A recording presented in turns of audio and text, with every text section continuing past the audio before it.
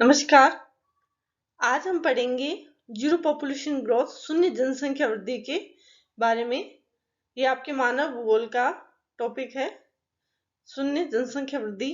पिछली जो क्लासेस थी उसमें हमने देखा था जनाधिक्य क्या होता है, जनाभाव की स्थिति क्या होती है। आज हम देखेंगे कि जीरो पॉपुलेशन ग्रोथ या शून्य जनसंख्या वृद्धि क्या है। शून्य जनसंख्या वृद्धि की अवधारणा के बारे में हम देखते हैं।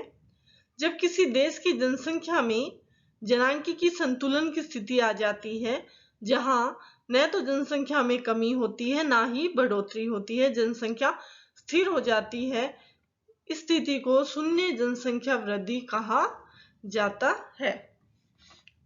तो जब किसी देश की जनसंख्या में जनांकीय संतुलन की बात करते हैं कि न तो जनसंख्या बढ़ रही है न ही उसमें कमी आ रही है, यानी कि जनसंख्या क्या स्थिर हो गई है, तो स्थिर होने पर इसकी वजह क्या होती है, जनसंख्या वृद्धि इस प्रकार से हो रही होती है कि जनसंख्या में कोई न कमी हो रही है न ही बढ़ोतरी हो रही होती है, तो ऐसी स्थिति कहलाती है शून्य जनसंख्या वृद्धि कहलाती है।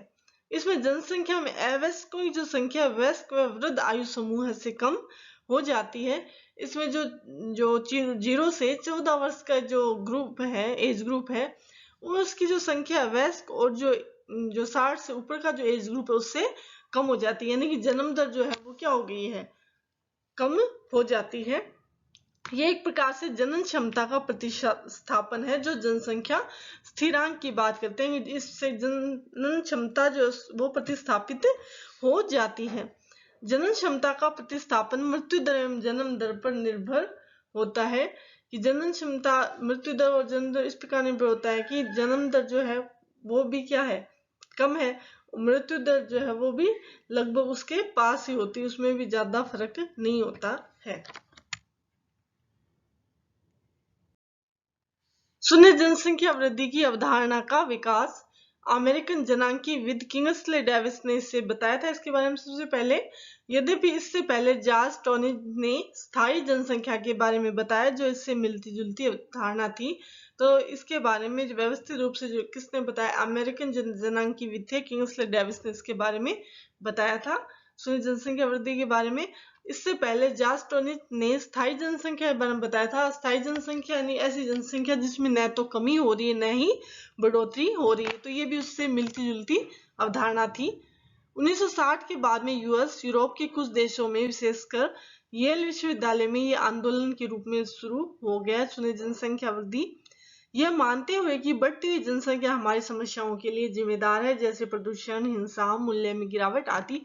तो 1960s के बाद में यूरोप में ऐसा समय आया कि वहां पे जो विश्वविद्यालयों में ये आंदोलन के रूप में शुरू हो गया। इस प्रकार की चर्चाएं की जा रही थी कि जनसंख्या का बढ़ना ही हम जो समस्याएं देख रहे हैं वैश्विक स्तर पे, जैसे प्रदूषण है, प्रकृति का अवनयन हो रहा है, मूल्यों में गिरावट आ रही है, तो इन सब की वजह जो है वो मुख्य रूप से जनसंख्या का बढ़ना है। क्योंकि जनसंख्या के बढ़ने की वजह से और जो संसाधन उन पे दबाव पड़ रहा है, दबाव बढ़ रहा है, और दबाव बढ़ने की वजह से जो प्रकृति है वो विकृत हो रही है, प्रदूषित हो रही है, उसके जो गुण है वो विकृति की तरफ जा रहे हैं। प्रदूषण की समस्या हम देख रहे हैं, अन्य जो समस्याएं जो है बड़े स्तर पे जो आ रही है, जो ग्लोबल लेवल पे, उन सब की वजह है जो कहीं ना कहीं बढ़ती हुई जनसंख्या। इसलिए हमें उस जनसंख्या को स्थिर करना होगा, उसमें बढ़ोतरी को रोकना होगा।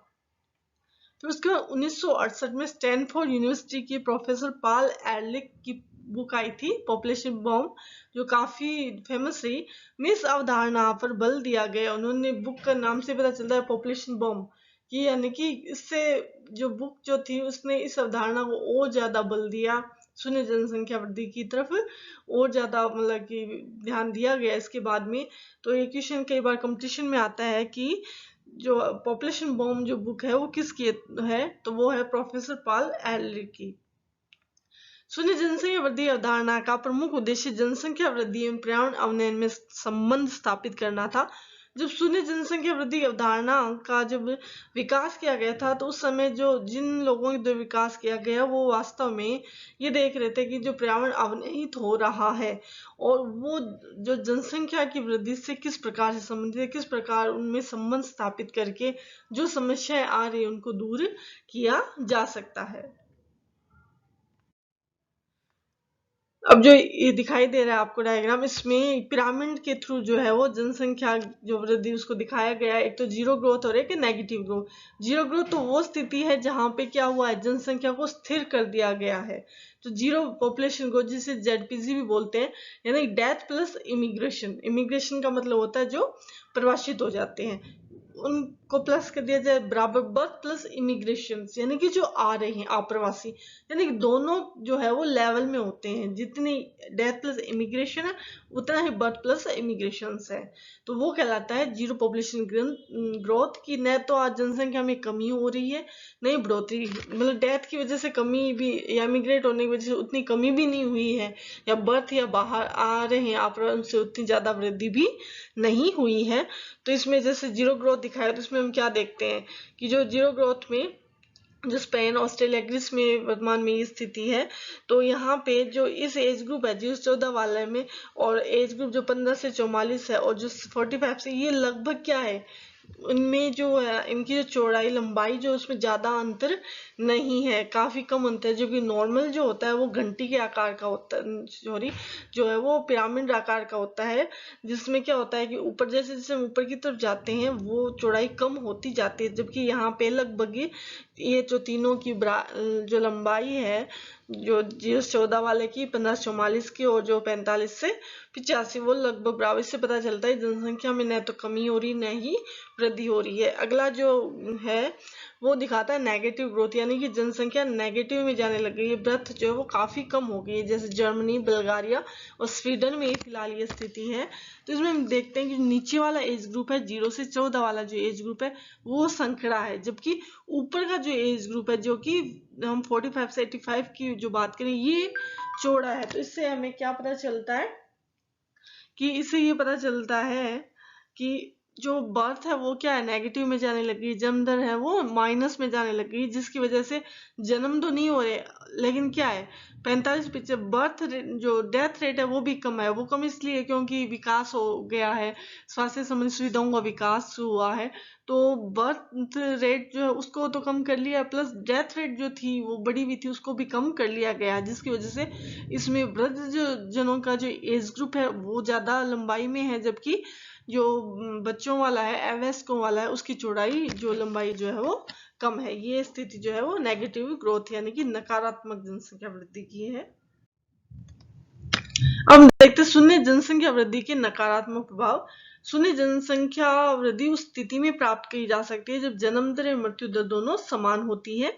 जन्म दर मृत्यु दर दोनों स्थिर हो जाए, ऐसी स्थिति को जनांकीय संतुलन भी कहते हैं, यानी कि जन्म दर भी उतनी है उतनी ही मृत्यु दर है।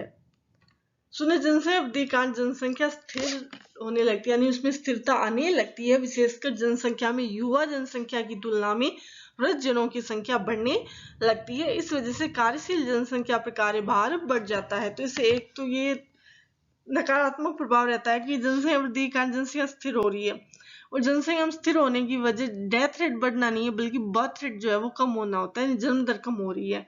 तो उस वजह से जन्म दर कम होगी तो निश्चित रूप से युवा जो है वो कम होंगे और वृद्ध जनों की संख्या बढ़ेगी। तो ऐसे में उन लोगों को जो भार है वो किस पे पड़ेगा, बीच वाला जो सेक्शन है कार्यशील जनसंख्या उस पर पड़ेगा। ये स्थिति अर्थव्यवस्था के लिए भी अच्छी नहीं होती, क्योंकि वर्किंग पीपल युवा जनसंख्या में कमी आएगी तो इससे वस्तु एवं सेवाओं के उपयोग में भी कमी आएगी, क्योंकि ये वर्ग इसका सबसे अधिक उपयोग करता है। तो एक ये भी है कि अर्थव्यवस्था जो है वो भी इससे नकारात्मक रूप से प्रभावित होती है, क्योंकि हम देखते हैं कि वृद्ध जनों की तुलना में युवा जनसंख्या जो है वो प्रोडक्ट को या किसी उत्पाद को ज्यादा यूज में लेकर आते हैं। अब यदि युवा जनसंख्या नहीं होगी तो निश्चित रूप से किसी सामान की मांग भी नहीं होगी, यदि मांग नहीं होगी तो उद्योग स्थापित नहीं होंगे, आर्थिक क्रियाओं को प्रोत्साहन नहीं मिलेगा, तो आर्थिक विकास क्या होगा, उस पर नकारात्मक प्रभाव पड़ेगा, आर्थिक विकास जो है वो नकारात्मक हो जाएगा, रुक जाएगा। इससे अर्थव्यवस्था की विकास की जो दर है वो भी धीमी हो जाएगी। यूरोप के देश जैसे जर्मनी, पुर्तगाल, पोलैंड आदि देशों में ये स्थिति है वर्तमान में, लेकिन इस स्थिति को लाने के लिए वहां जन्म दर कम की गई है, जबकि जीवन प्रत्याशा दर अधिक हो गई, यानी कि ये वहां पे जनसंख्या स्थिर तो हो रही है, इसलिए स्थिर होने की वजह ये नहीं है कि जितनी जन्म है उतनी मृत्यु भी हो रही है। वास्तव में उसकी वजह ये है कि मृत्यु तो वहां पे कम हो रही है, यानी जीवन प्रत्याशा तो बढ़ गई है, लेकिन बर्थ रेट है उसको माइनस में लेकर आ गए, वो कम हो गई है। तो ऐसी स्थिति में देश की जनसंख्या का एक बड़ा भाग जो है वो वृद्ध जनसंख्या का होगा, जो कि जनांकीय संतुलन को बिगाड़ देगा। यदि जनसंख्या उसमें यदि वृद्ध लोग होंगे तो कार्यशील जनसंख्या अतिरिक्त भार डालेंगे, तो इससे जनांकीय संतुलन जो है वो निश्चित रूप से बिगड़ेगा।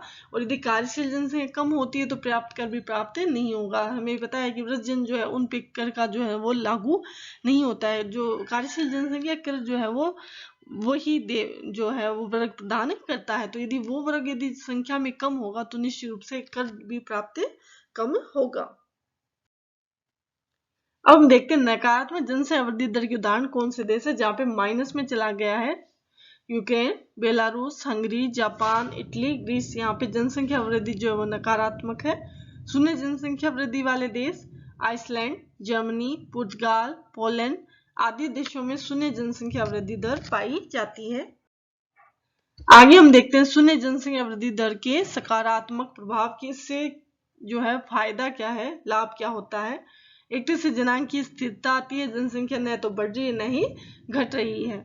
जहाँ जनसंख्या वृद्धि दर अधिक है या जनसंख्या विस्फोट की स्थिति है, वहां पर यह प्रभाव अच्छे लेके आती है कि जहाँ पे जनसंख्या बढ़ने की वजह से संसाधनों पे दबाव बढ़ गया है, तो वहां पे ये जो है वो लाभकारी स्थिति लेकर आती है।